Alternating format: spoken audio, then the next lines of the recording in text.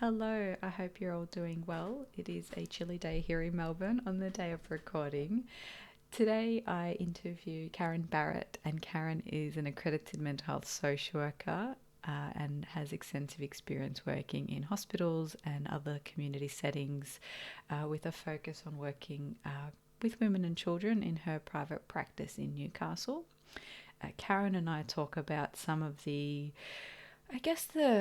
challenges starting private practice, moving from being a social worker in a community context or in another context to transitioning to a sole private practice worker. So running a small business as well as providing therapy, the importance of supervision, maintaining your general health and well-being, and trying to keep keep on top of burnout and burnout risk. We know that with the work we do in the current climate, there's increased stress. We can have increase in complexity for our clients, and looking after ourselves is really important. I hope you enjoy this interview with Karen, and you can find her on her website. It's karenbarrett.com.au, and there'll be a link in the show notes to that as well. And you can also find her at the Empowered Social Worker Facebook group. I hope you enjoy this interview with Karen. Welcome to the Inside Social Work podcast. I'd like to start off by paying my respects to the lands of the Wurundjeri people of the Kulin Nation, on which I'm recording this podcast on today, and pay my respects to elders past, present, and emerging. Today I'm interviewing Karen Barrett, who is freezing like me up in Newcastle. Hi, Karen. Welcome to the podcast. Hi, Marie. It's great to be here. I always find it funny when I comment on the weather, because I think if someone's listening to this in another season, they're going to be like, what's going on? But it feels relevant today. It definitely is relevant to today, yes. Could you share with the listeners a little bit about yourself and how you ended up in social work and what you're doing currently? Yeah, I've actually been reflecting a lot on that lately, because I'm writing a few blog posts about how I got into social work and what led me there. And I actually started out doing psychology when I left school, pardon me. And I think it was because when I was doing, you finish school and you get all that career advice, not one person mentioned social work to me. And it was kind of just this given that I was good with people, that was my strength, so I'd be a psychologist. So there I was, naive and sweet and innocent, as you can be at 17, and off I went to university and started in psychology. So that was, over 25 years ago now. And I did my first year of psychology, and I really struggled. The rats and stats thing just really got to me. I really struggled in that environment. I didn't think I was ever going to meet a real person and be able to work with people and support them. So yeah, I think I checked on your careers advisor and they suggested social work, and just hearing the words, social justice, community development, hearing more, I guess, of what I was thinking of when I went into psychology, just my eyes lit up and I thought, yeah, I think that's for me. So yes, I switched over to social work, did my degree and graduated in 1998. And went straight into a major hospital environment where I'd done my final placement and started working as a social worker in intensive care.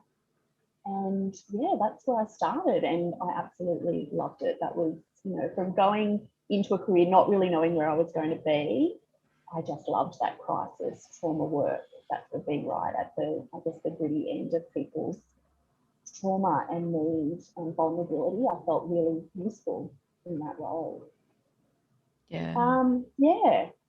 And now you have gone down the accreditation pathway? I have, yes. I've done a number of positions since my ICU position. So I've worked across a number of organisations, both government and non-gov. So I've worked as a witness assistance officer with the Department of Public Prosecutions.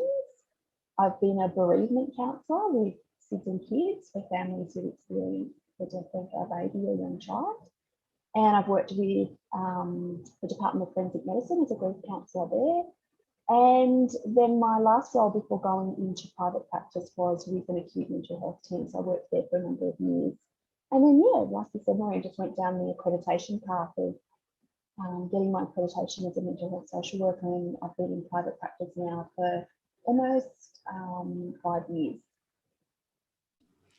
Wonderful. Do you have an area of interest or particular presentation that you tend to work more with, or sort of Yeah, that you're kind of focus known on. for? Yeah, for working Yeah, with. I think there's probably a couple. Definitely women and children is my client area of speciality, I guess you would say. And I do a lot of, the majority of my work is with victims of crime counselling. So that's where the majority of my referrals come from. So working a lot with women and children who've been subjected to family and domestic violence, sexual assault, and I guess my other area of interest and speciality is probably working with people who have a complex or a diagnosis of complex post-traumatic stress disorder and borderline personality disorder. So I do have a few clients, particularly young women, who have those diagnoses and obviously have very complex presentations and developmental histories that I work with as well. Yeah, that's so interesting. And it's such difficult work at that pointy end when you're working with complex trauma and It's really difficult. It's difficult on a number of levels, isn't it? It's really difficult personally, I think, trying to manage that level of trauma and that vicarious trauma that comes along with that. But I think I also find it really difficult systematically and structurally that there just aren't supports and services in place for these clients. And I find that even though I'm not technically a social worker, I'm a therapist or counsellor in my private practice, I find myself doing a huge amount of advocacy work and case management work because I really feel that that's a lot of what these clients need in the community, along with that therapy and that counselling support. how do you balance that? Because in private practice, you're straddling that desire to want to help and challenge some of the systemic issues that you're noticing while being a therapist, but also you're a small business owner, and Yeah, you know we don't get paid for that time. We don't get paid no, for sick leave, for annual leave, long service leave, PD. You got to yeah, put your own super away. Like it's not as lucrative as you might think. definitely not. No. How do you balance that desire to want to do that little bit more while also setting boundaries that you can't do the work you love long term if you go Yeah. bankrupt? Yeah, exactly. Yeah, I think that's an excellent question, Marie. And it's something that I struggle with every day. And I think, it's something that I've been working on in my own supervision. The fact that I'll be honest, I'm really struggling with that at the moment. And it's actually got to the point where I've had to definitely close my books and also limit the amount of people that I'm working with and sort of jig my practice a little bit because I found the emotional intensity and simply the time that it was taking from me was really starting to, affect me both in my work and outside of my work.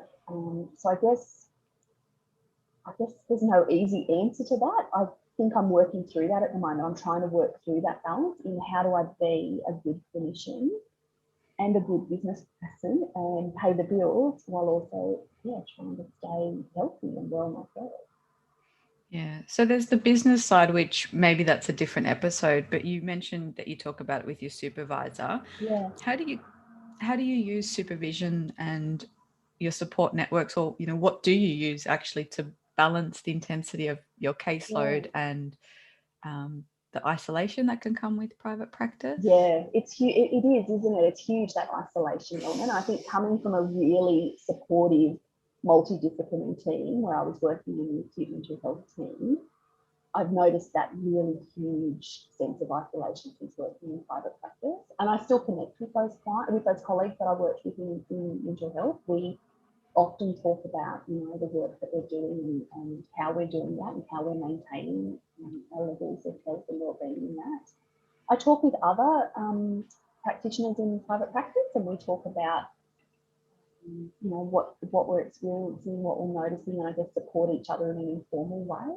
But yeah, I definitely use supervision to talk, I guess, to debrief and to offload on how I'm feeling, but also to get that professional support in how do we keep doing this work? What do we need to do? What systems do I need to put in place? And I think sometimes having that external accountability is really good for me because I will just tend to push myself and keep going. But if someone else is there saying, hey, have you thought about this? Or do you think you could be doing this a different way? I think it's that reason that we have supervision, isn't it? To have that, I guess, that self-reflection process brought out for us and to have someone else helping us stay accountable.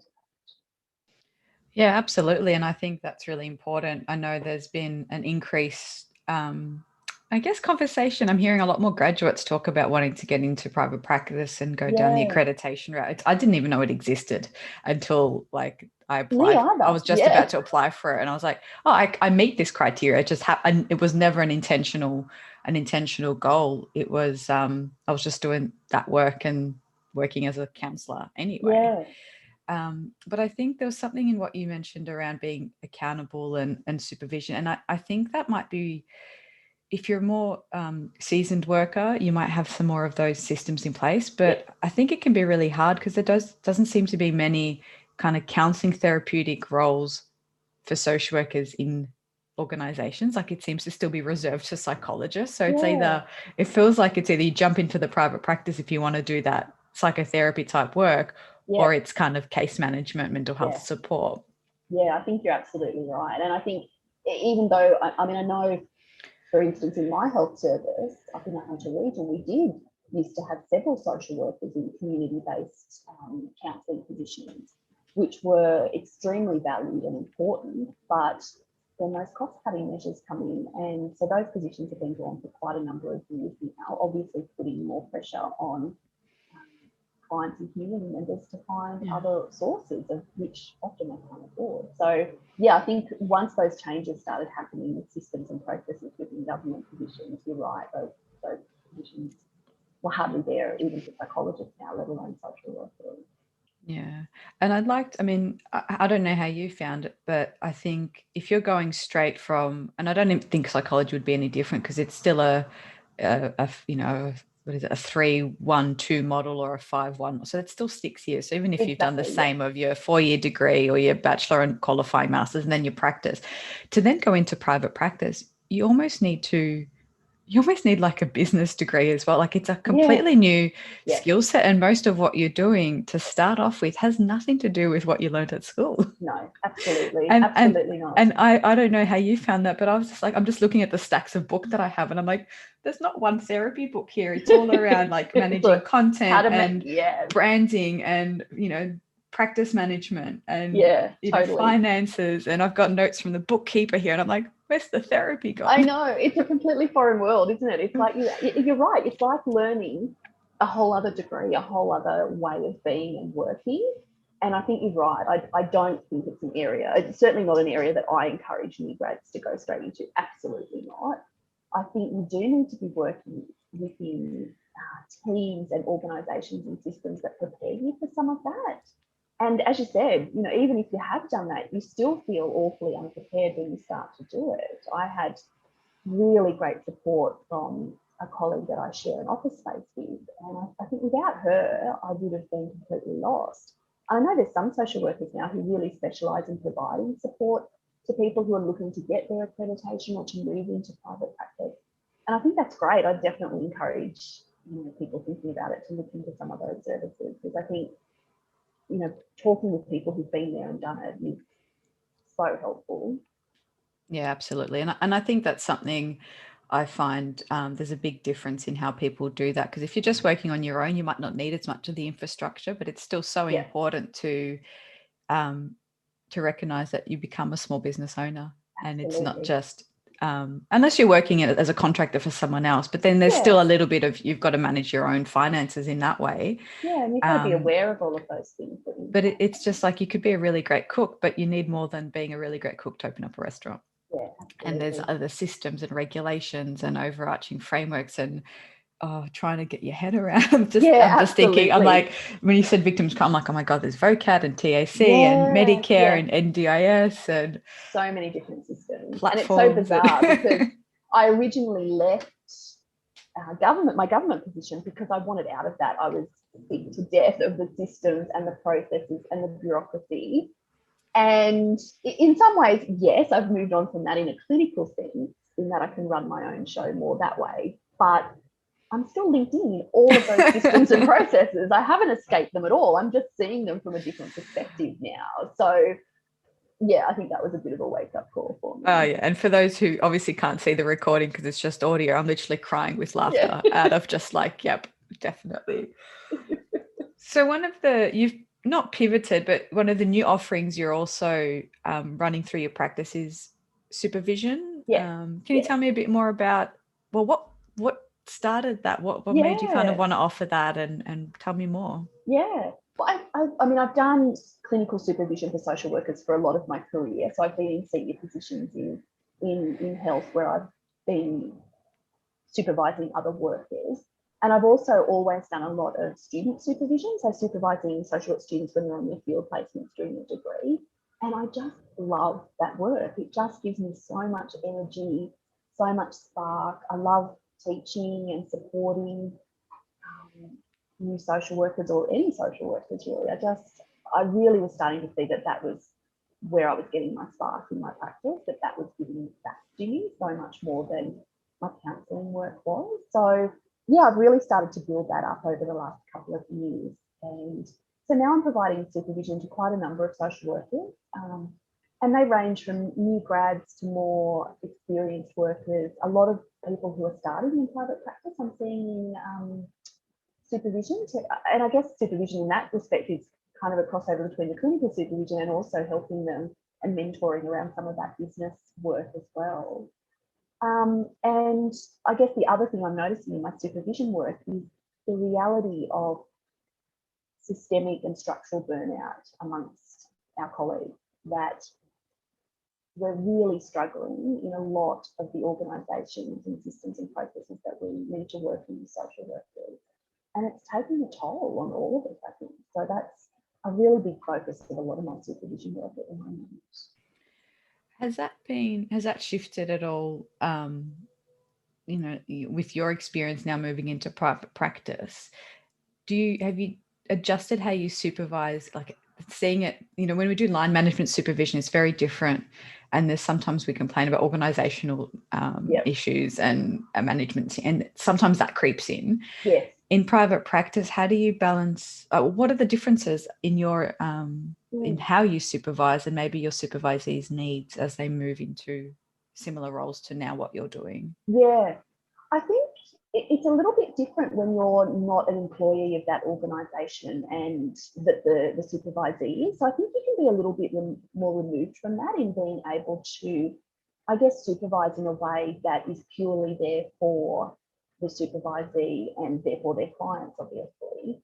When I was a supervisor within health or government organisations, there was always that pressure from above in terms of I would have line management duties or some sort of management or senior duties as well as the supervision. And it never worked well. It was always a really tough balance between those two. Whereas I think doing supervision from a private practice perspective is very different. But I think it's about, I do a really thorough, I guess, sort of intake assessment process with supervisees when they first come about why they're coming to supervision, what their goals are for supervision, what they need from supervision. And obviously that can change and we check in on that as the relationship progresses. But I think giving supervisees that power to say, well, this is what I need at the moment, this is what support I need from external supervision, and mapping out a bit of a plan or structure from there.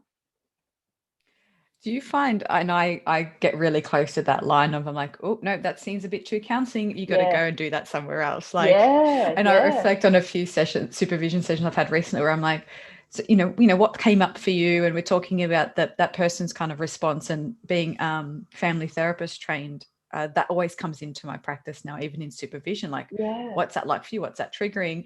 And then it's almost like we figure out a little bit, and it's like, okay, now we've got to pause there because you got to go figure that stuff out somewhere else. yeah, And yeah, I find it really hard because I kind of want to get drawn in. I'm like, oh, we've hit a nugget of wisdom or of something really interesting and curious, but you got to go do that somewhere else. yeah. It's really hard, isn't it? And you're right, because we have the skills and the knowledge to progress that, don't we? We could go down that path. I think it's, for me, it's about being really clear with the people that I supervise, and I'm, open, honest, transparent, just as we are with clients. If I can see this is coming up, this is where the boundary might be. Let's talk about how far we'll go, how far we won't go. So just really talking through that that process, and I guess giving those supervisees back some power and choice in terms of where we take that from there. Yeah, excellent. Do you have any advice on, those looking for a supervisor? A lot of people find that once they go into private practice or even are working towards accreditation, they want somebody who's already in that space. Yeah, In addition, how can they better prepare, or what can they expect in supervision? So line management supervision can be very different. Yeah, Are there totally different. any tips Yeah. or advice on how that person, like what questions they can ask or how Yeah. they can prepare or get the most out of that? Yeah. I think it's really important to ask a potential supervisor about their experience and about their experience as a clinician and about their supervision style. So, how they supervise, what models they use, or I guess what theory informs their supervision. So, it's pretty much like a job interview, I think, when you're looking for a supervisor. You really need to nut that stuff out. I think at bottom line, though, you can ask all those questions, and really it's about that relationship and whether you can build that rapport and that sense of trust with that person. So I'm always saying to people, look, come and meet me, or let's have a Zoom session. Let's talk about some things. Ask me the questions that you need to ask. But ultimately, at the end of the day, if you don't think my style and my knowledge and my experience is what you need, then that's fine. Let's keep looking elsewhere. So I think I would definitely encourage you to have that face-to-face conversation to see if you're going to gel and feel that I guess the supervisor style is something that will work for you. Yeah, absolutely. And what about in terms of preparing yourself for, even having to think about what do you want to get out of it? Do you want to debrief? Do you want to learn a new skill? Do you want to be challenged? Do you want to bring in a recording of a client work? Like, I've just recently with my supervisees and my practice, we're doing a lot more deliberate practice. So we're focusing on, and that was my supervisor, because I also talked to my supervisor about suggestions on how to be a supervisor, because I think that's another skill set in itself. Absolutely, and we've been looking at deliberate practice, so just focusing on not CBT or ACT or like a particular modality, but how do you seek feedback? How do you do your first session? How do you plan for termination? So actually sitting with one particular area and digging in. And I think it's made me now think, how do I challenge my supervisees to have a really good idea of what they actually want to get out of it? Do they want to case conceptualize? Do they want to practice a skill? How do we review if that's working, and how do we measure that progress? Yeah, absolutely. Because you're sitting in private practice, often you're alone and no one else sees your work, and if the client doesn't show up, you don't know if they did it worked, or they don't need you anymore, or they didn't. Like, it's, do you have any advice on how people can reflect on what they might want to get out of supervision, not just kind of to tick a box for compliance? I think that can be really hard, because I think for some people, they may never have experienced good, in inverted commas, supervision. So it can be really hard for them to know what supervision is. I know I have a lot of new grads or young, less experienced social workers coming to me and describing their supervision, and what they have had has not been supervision. It's been clearly line management or some sort of management process, but it hasn't been professional clinical supervision. I usually start off with a sort of questionnaire that I give all of my new supervisees, and we run through a few questions about their work experiences, their experiences of supervision, how they're feeling in their current job, what they like about it, what they don't like about it, what they're struggling with. So hopefully through that process, they get a little bit of an idea, and things sort of come to the fore. So it's a real narrative, it's a real discussion around what might be happening for them at the moment. And if they feel that they can't identify what it is, although most of them can, I can help them by pointing out some of the things that I think might be helpful. So I think it's sort of got to go both ways. I think you need to come with some ideas, but I think the supervisor also needs to take some responsibility for pointing out, well, look, here are some things that I think might be really useful in the supervision process. What do you think about that? Here's the things we could work on. Here's a bit of a structure, a bit of a plan. So yeah, a little bit both from both directions, I think.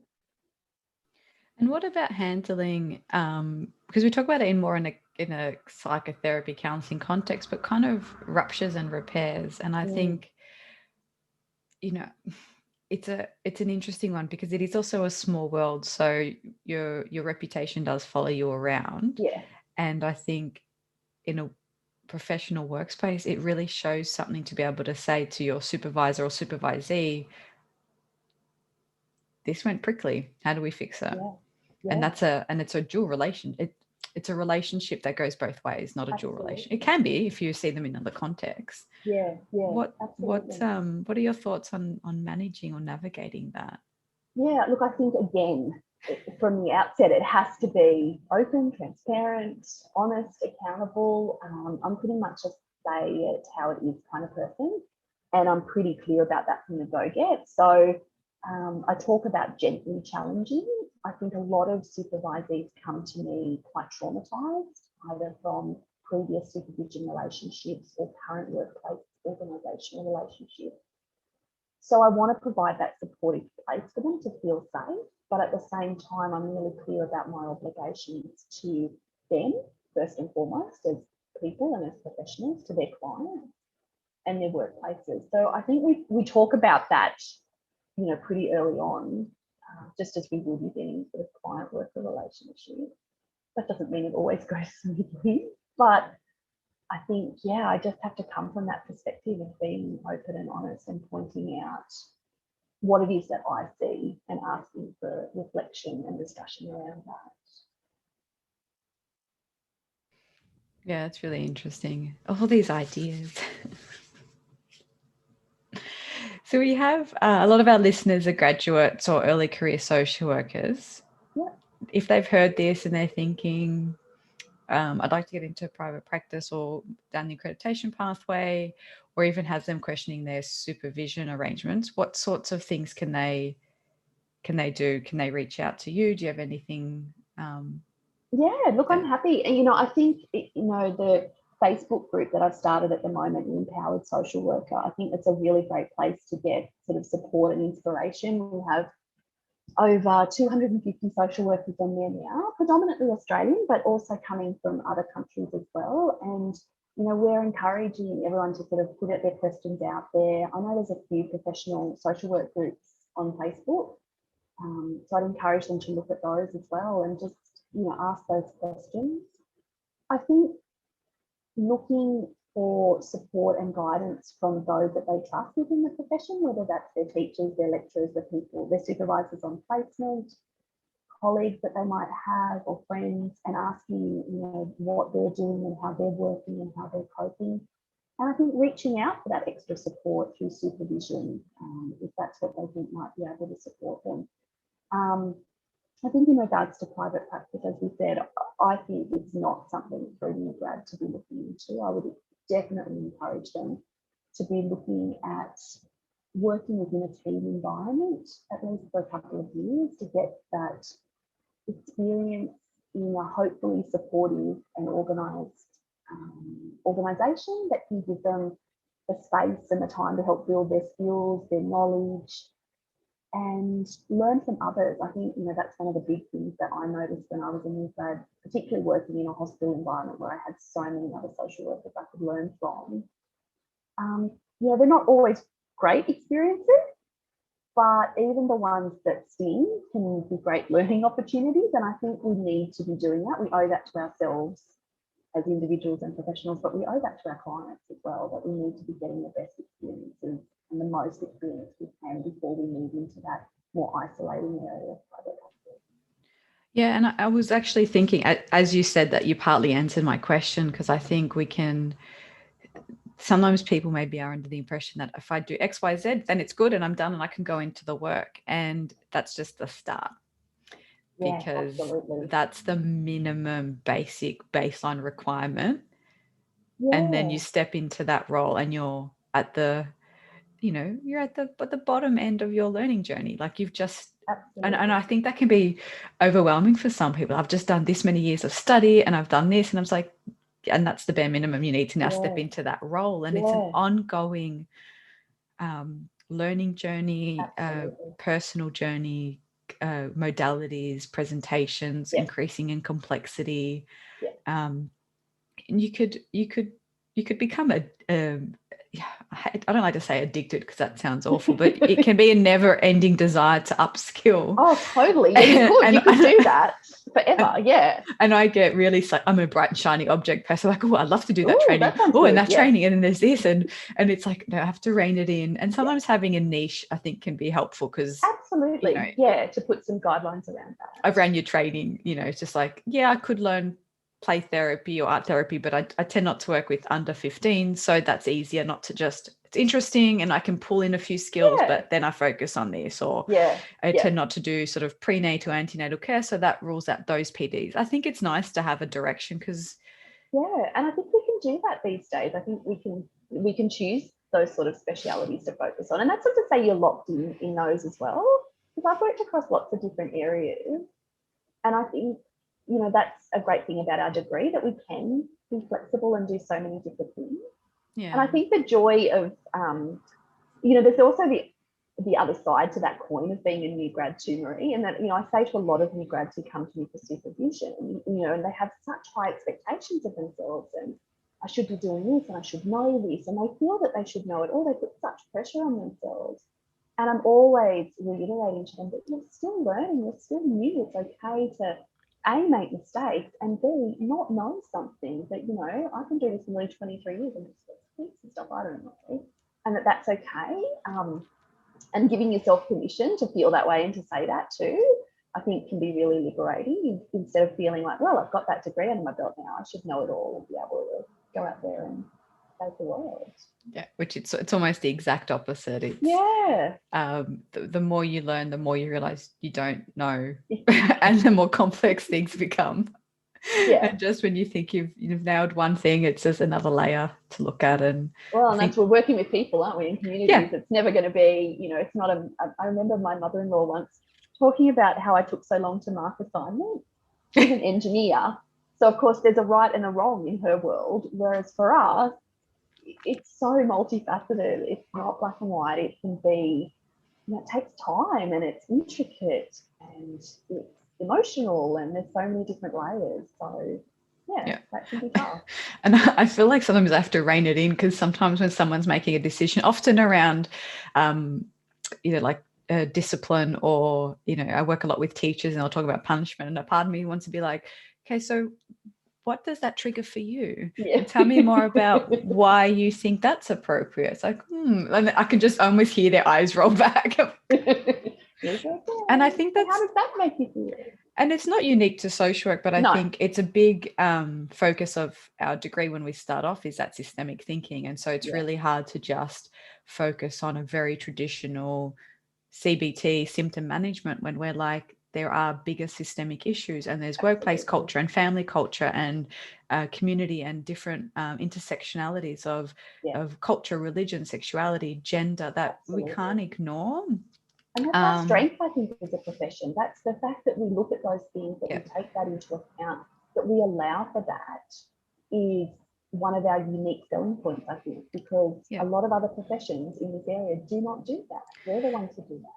And I think it does speak for itself. Like, I do have a lot of clients I work with, or who come to the practice, because we avert some of that in the discussion. I might say something along the lines of, I don't know if this is relevant, but I've noticed that, you tend not to XYZ, or, this may or may not be relevant, but, especially with COVID, one example, and I hate having to talk about it, but it's sort of, if I have clients who are of an Asian background, I might say, look, I just want to check in. How has your experience been with the current conditions around increased racial tensions? Is that something that's impacted you?